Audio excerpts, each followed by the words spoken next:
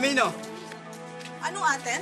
naaresto ka namin sa salang pagpatay kay Luis Natividad, ama ni Olivia Benjamino. What? No! Ikaw ay may karapatang manahimik kung magsawalang kibo.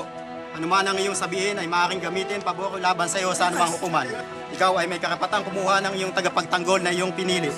Kung wala kang kakayanan, pagkakalooban ka nito ng pamahalaan. Naunawaan mo ba?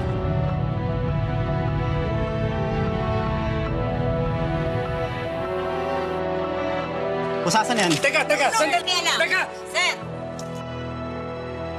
Luka! Love! Love, hindi totoo to. Sabihin mo sa kanila.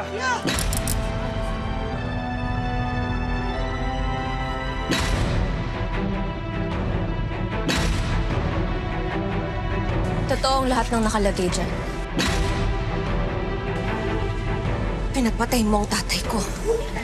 Olivia!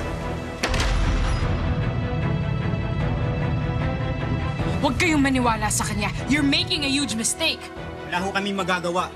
Sinusunod lang namin ang waran. Hindi niyo ba siya nakikilala? Siya si Congresswoman Victoria Buencamino, kaya tanggalin niya yung boses niya! Hindi pwedeng maboses ang madam ko! Wala akong pakialam sa inyo!